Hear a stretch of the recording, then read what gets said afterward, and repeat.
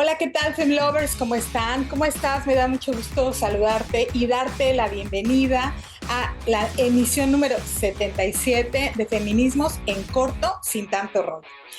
Hoy es miércoles 16 de noviembre y estamos transmitiendo desde Cancún, Quintana Roo, a través de la señal de Maya FM en el 103.5.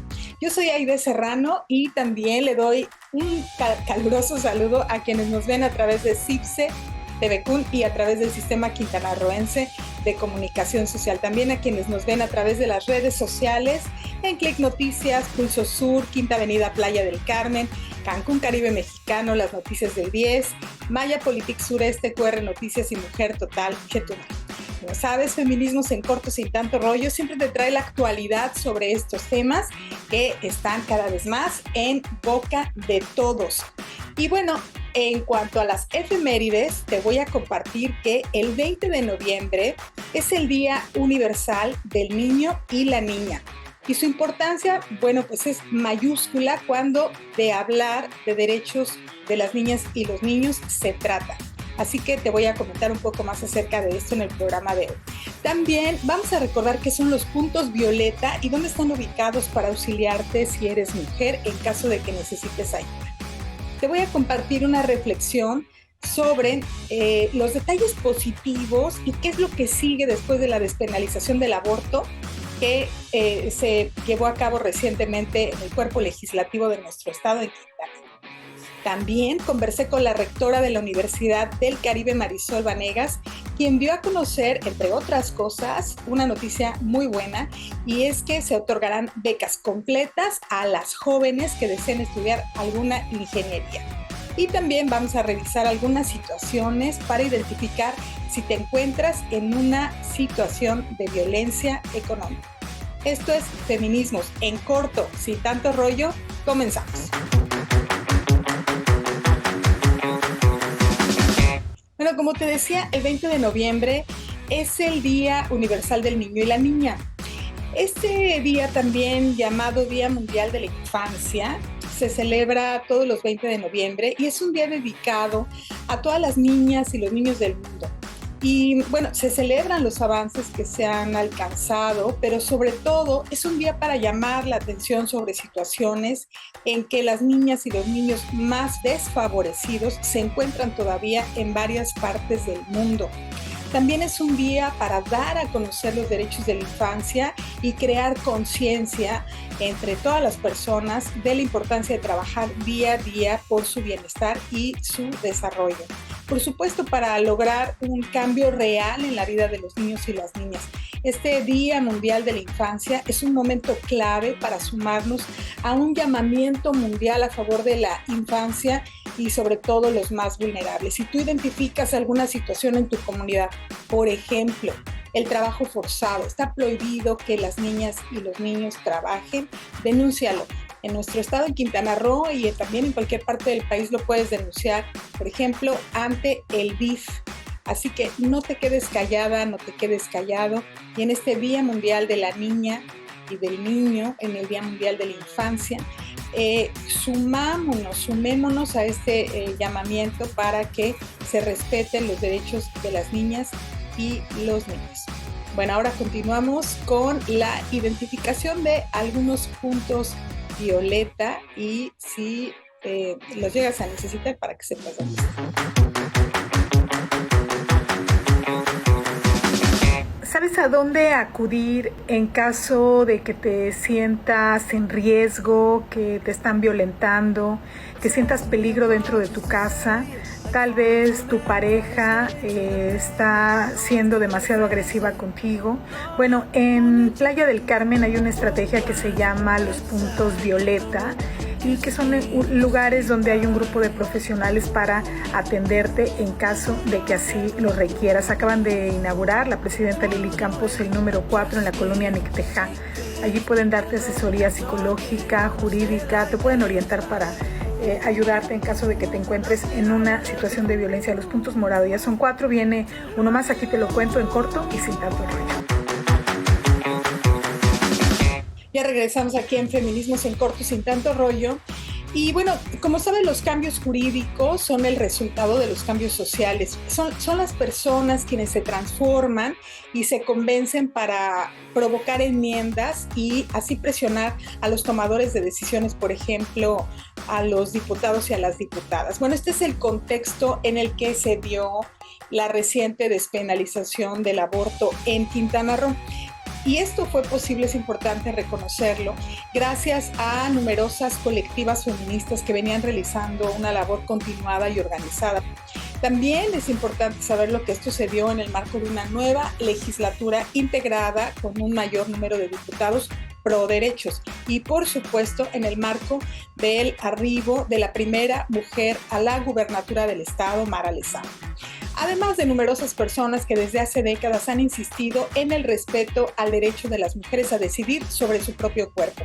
Así, estas personas que acabo de mencionar van a pasar a la historia como quienes destrabaron este gran pendiente en la agenda política de nuestro estado. Y hoy ninguna persona gestante, es decir, ninguna mujer o persona que se identifique con otro género puede ser sujeta a ningún proceso penal por practicarse un aborto antes de la semana 12 de gestación, porque después de la semana 12 sigue siendo un delito.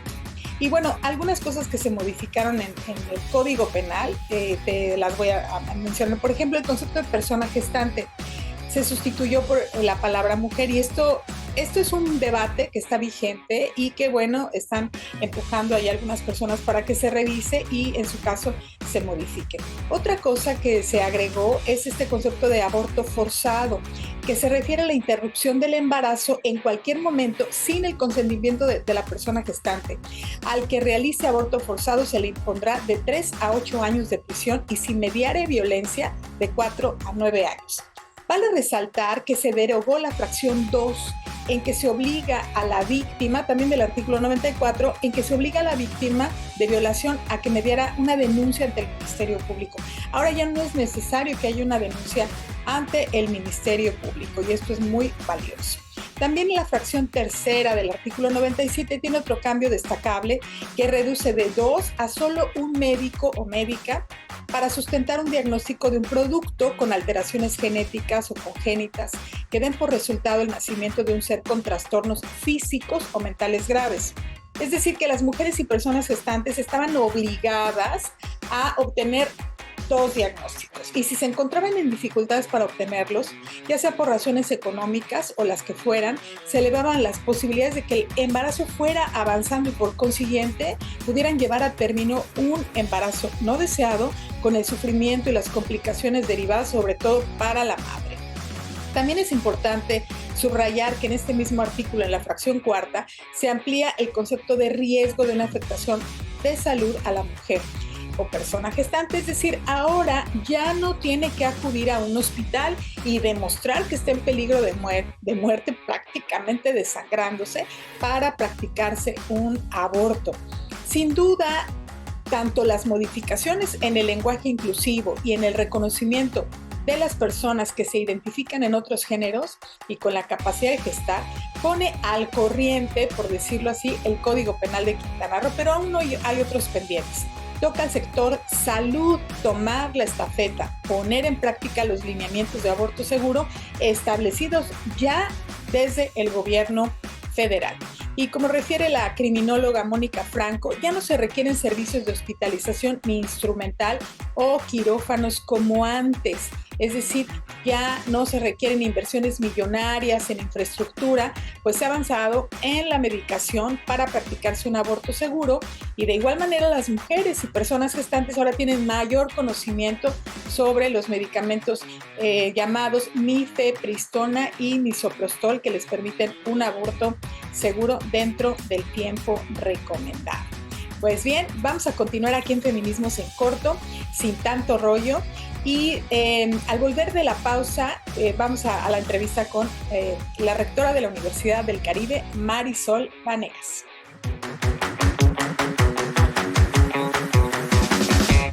¿Sabes si sufres violencia económica? Aquí te voy a decir en corto y sin tanto rollo 3 ejemplos de violencia económica. 1.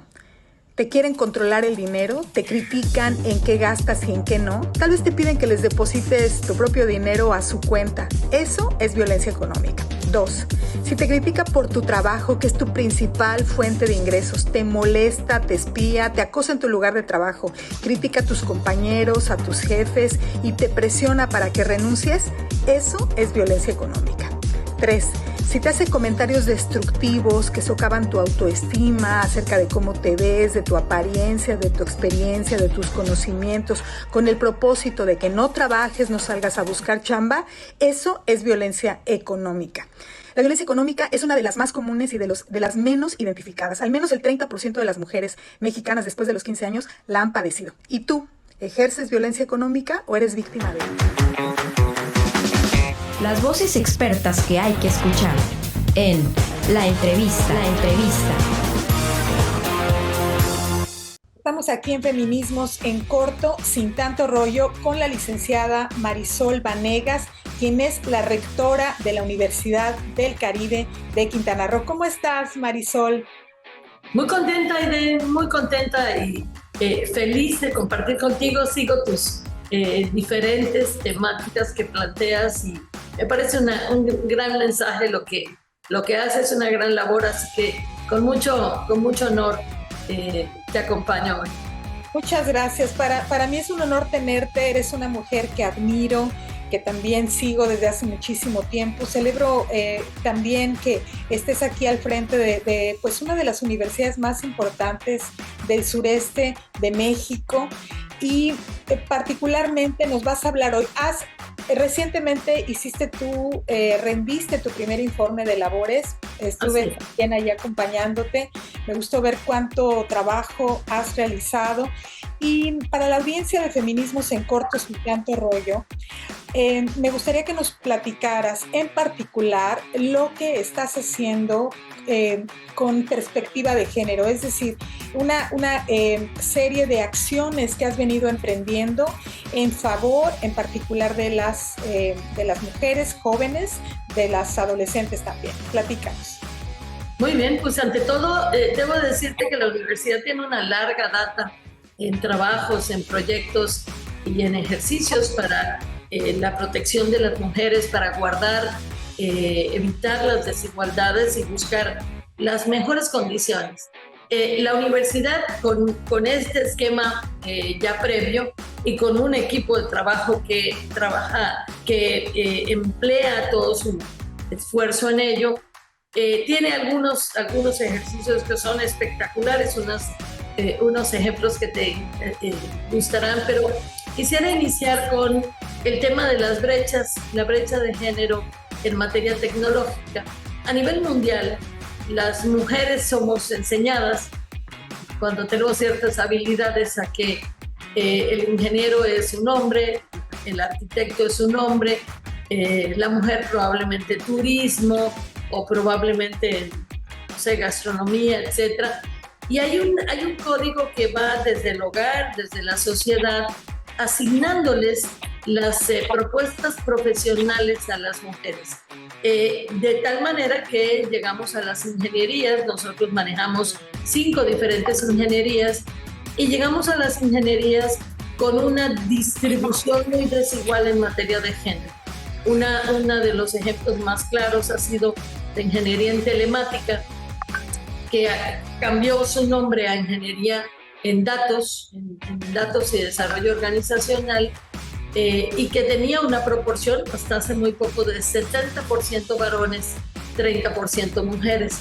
Y la verdad es que no hay ninguna explicación para ello más que hacer mayor promoción sobre las bondades de las carreras, pero también favorecer a que las mujeres entren en estas carreras. Así que nos dimos a la tarea de hacer 2 ejercicios. Primero, identificar en una especie de semillero, identificar talentos en las preparatorias que alimentan a la universidad, dado que ahí es más fácil tener reuniones con profesores de matemáticas, participar en sus clubes, ayudar al club de matemáticas, a los concursos de matemáticas del Estado y a hablar con los profesores para decirles que a la identificación de estos talentos en mujeres con habilidades específicas en temas tecnológicos, pues la universidad está en la total disposición de continuar con este proceso, ayudando desde la preparatoria e incentivándolo con una beca especial. La beca especial es 100% para mujeres que manifiesten el interés de querer ser ingenieras en cualquiera de las 5 ingenierías que tiene la universidad. Este semestre pasado, en agosto de este año, del 22, que empezamos con esta estrategia, recibimos 84 mujeres en el programa. Este programa es un programa mundial, el programa de cerrar las brechas tecnológicas es un programa mundial que se llama STEAM, como vapor, STEAM, pero tiene la S, que es ciencias, science, la T es technology, la E es engineering y la M es mathematics. Ese programa busca fomentar en las mujeres este tipo de carreras y bueno, ya entramos con el tema de las becas. Ahora lo que tenemos que hacer este año es promoverlas con mucho más fuerza para que no sea ya llegando a la universidad que se enteren, sino que se enteren, como menciono, desde la escuela de origen y que entren dentro de nuestra estrategia de promoción este tema.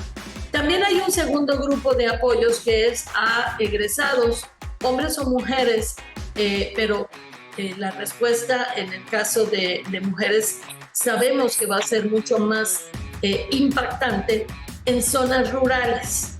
O sea, lo que queremos es ir, bueno, ya hicimos el primer ejercicio en este periodo, no tuvimos respuesta, pero que cualquier estudiante hombre o mujer, cualquier estudiante de zona rural que quiera hacer una carrera profesional en la Universidad del Caribe, le apoyaremos en la vivienda, en la alimentación, en el transporte y obviamente en la colegiatura.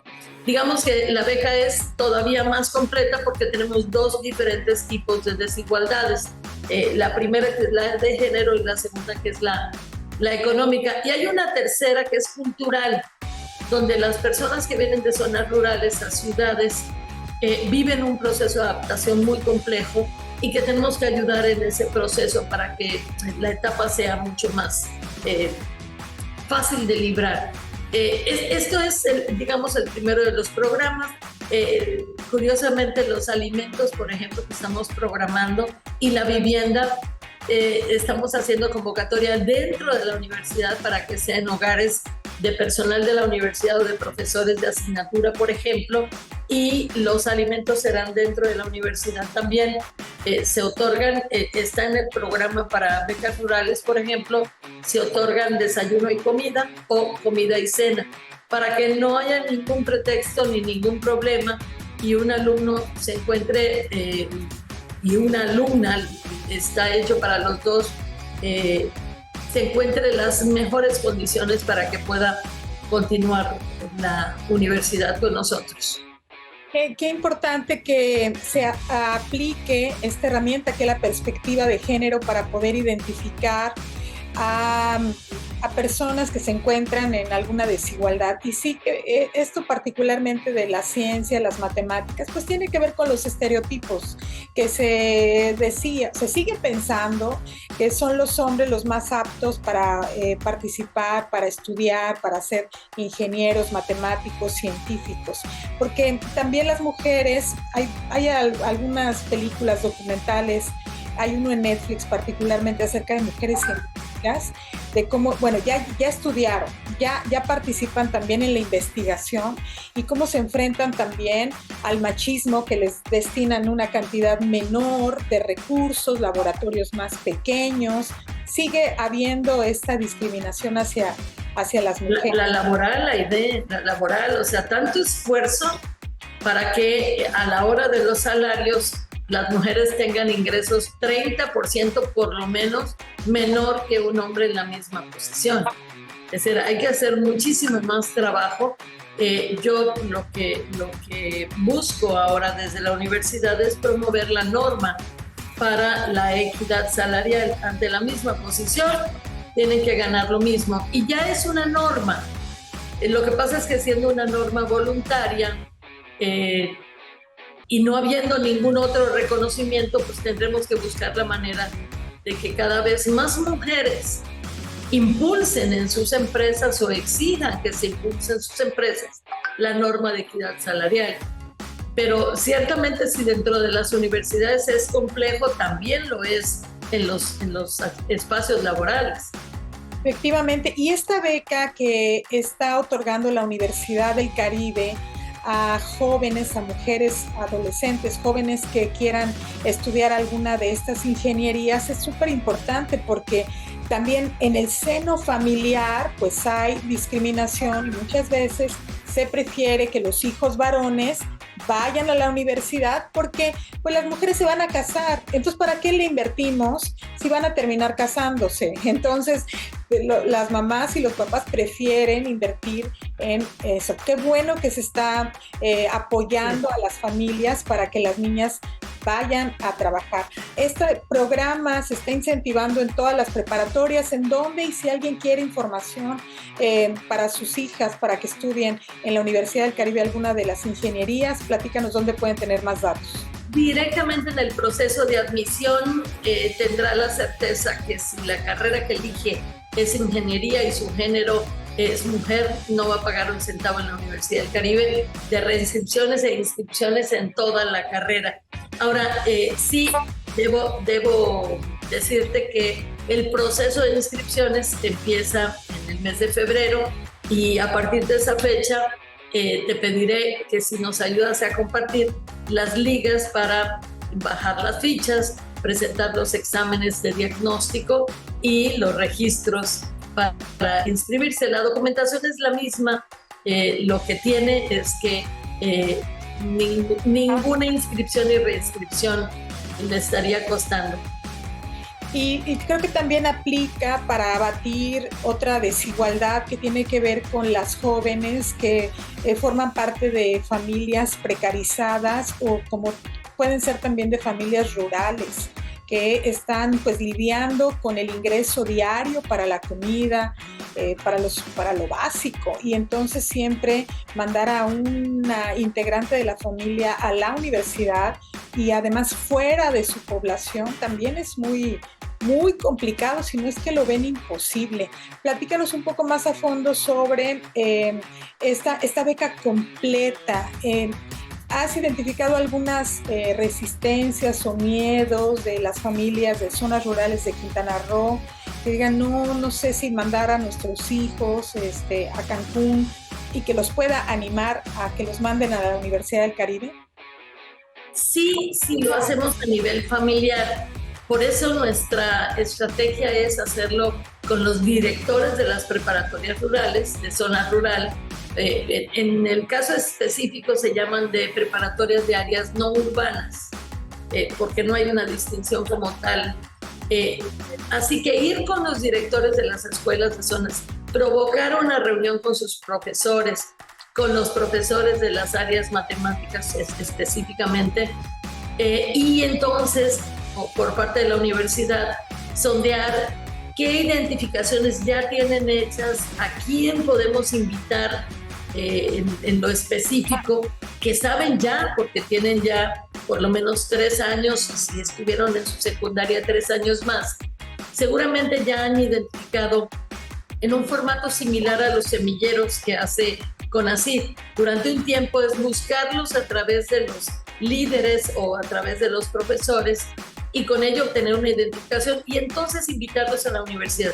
El año pasado lo que hicimos, bueno, más bien en este año ahora en la inscripción, fue mandar un camión a las zonas no urbanas al norte de Cancún y hacia Carrillo Puerto y José María Morelos con una instrucción a todas las preparatorias y nos trajimos a todos los estudiantes interesados, conocieron la universidad, hicieron talleres, fueron a los laboratorios, tuvieron pláticas con los profesores y los motivamos para seguir la universidad. Tengo que decirte que del total que vinieron, todos continuaron carrera universitaria, no con la Universidad del Caribe, pero todos continuaron carrera universitaria porque yo solamente tengo 8 opciones. habían algunas que querían ser odontólogas, otros psicólogos, que son carreras que no tenemos, pero para nosotros es exactamente lo mismo hacer esta labor y que vayan a otra universidad. O sea, finalmente es que logren romper esta dificultad incluso cultural de decir nos vamos a estudiar. Ahora, entiendo perfectamente que también Cancún tiene un código establecido donde todavía no se ve como la ciudad educativa, a pesar de que tiene 27 universidades ahí dentro.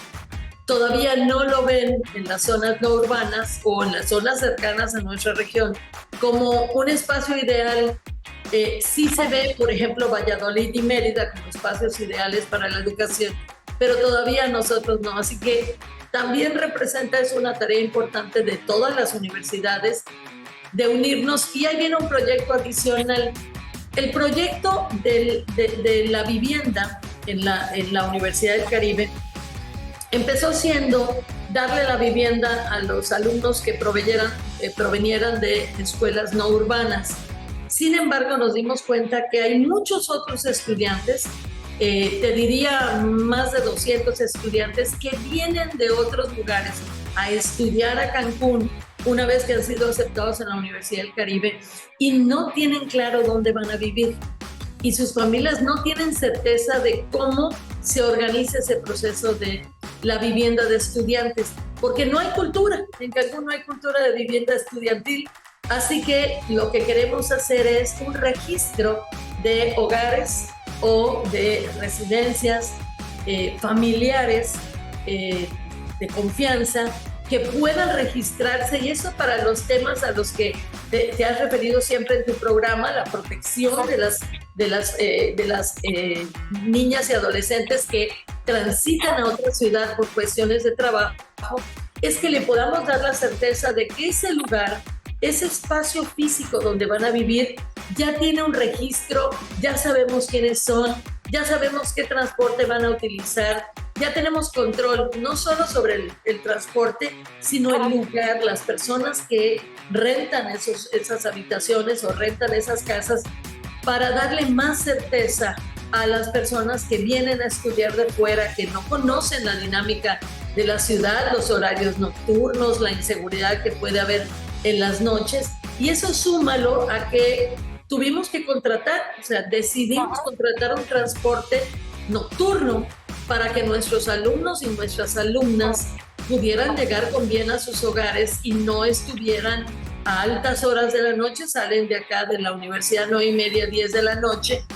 Y entonces había que asegurar que hay transporte público con las autoridades y con las empresas de transporte, pero adicionalmente pagamos por un transporte a 5 lugares diferentes, a 5 puntos diferentes, para facilitar este entorno seguro, que no es solo dentro de la universidad, sino en el trayecto de la universidad a los hogares. Eso sí puede hacer una diferencia en la toma de decisión de las mamás y de los papás, ¿eh?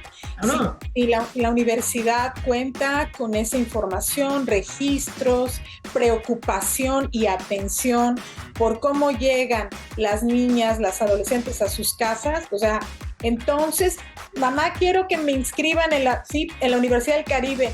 Sí, porque cuenta con estas condiciones y se Claro.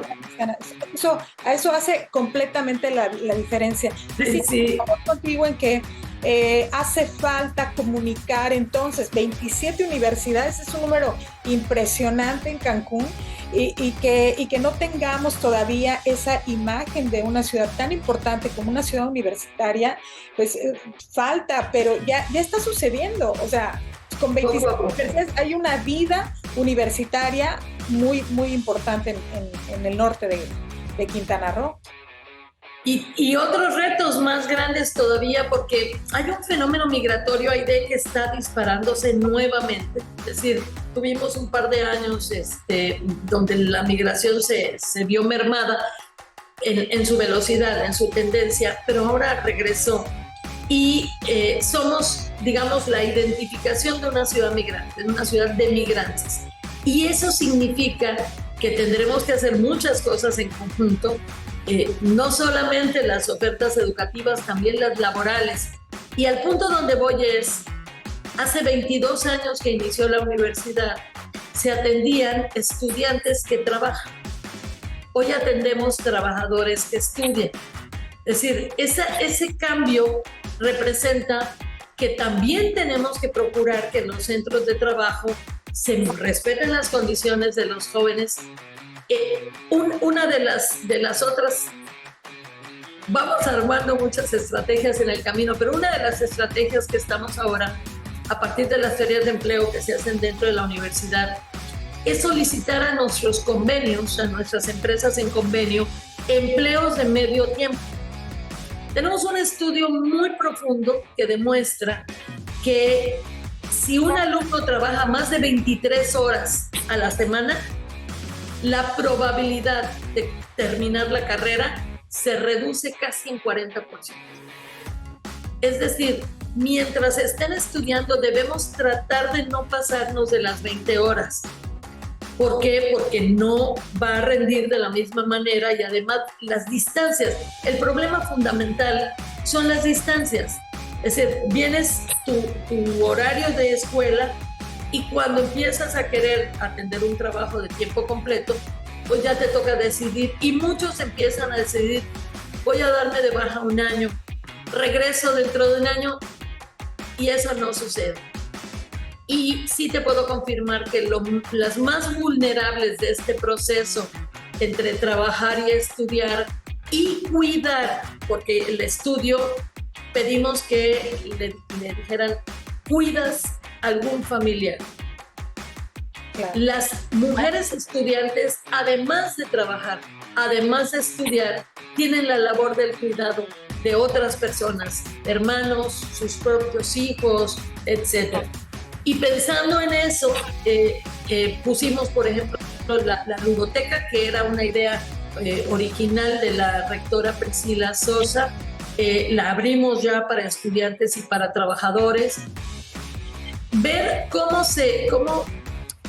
atienden por día entre 20 y 25 hijos de alumnos e hijos de trabajadores es espectacular. O sea, significa, y totalmente gratuito, obviamente, significa que tenemos que ir rompiendo las barreras, rompiendo cada uno de los obstáculos de estos factores que hacen que el abandono sea nuestro monstruo. Tenemos un fenómeno muy, muy duro que se llama abandono escolar y que a medida que un estudiante va rompiendo sus propios los atavismos sociales, logró llegar a la universidad, a pesar de eso, entonces abandono se ve como una posibilidad porque ya la carga no les permite continuar. Así que mientras podamos continuar aligerándole la carga a nuestros y nuestras estudiantes, bueno, los programas seguirán y seguirán. Iremos probando nuevas ideas y nuevas estrategias para que funcione. La sala de lactancia es sin duda una gran idea para aquellas trabajadoras que están en periodo de lactancia. Aunque tenemos mucha consideración sobre este tema, hay mucho trabajo todavía a distancia. En caso de que tengan que venir a trabajar, pues tener la sala de lactancia es otro de los mecanismos para ayudarlas. Y sirve para alumnas también, ¿eh? Qué maravilla. Eso es, qué importante que lo hayas mencionado. Pues ya se nos terminó el tiempo de esta entrevista con la rectora de la Universidad del Caribe, la licenciada Marisol Vanegas. Muchísimas gracias por haber estado aquí y gracias por traer estas aportaciones y sobre todo estas invitaciones para las y los quintanarroenses para que estudien en la Universidad del Caribe y las facilidades, becas que se están implementando. ¿Algo más que quieras agregar, Marisol? Muy contenta, seguramente en el inicio del 23 te iremos compartiendo las estrategias para hacer difusión sobre ello y también agradecerte tu participación también en las figuras de la universidad para continuar con apoyos tan valiosos que nos hacen hacer cosas cada vez más en beneficio de nuestros estudiantes. Yo encantada, es una universidad que quiero mucho y en la que siempre han participado mujeres extraordinarias como tú, como María Rosa Ochoa, Celina Izquierdo, la ex rectora Priscila Sosa, hoy investigadora. Y bueno, mientras este espacio, por supuesto, seguirá disponible para ustedes. Espero que regreses en 2023, para que sigas invitando a la comunidad universitaria y a otras. Gracias, querida. Muchas gracias. Te mando un fuerte abrazo. Gracias.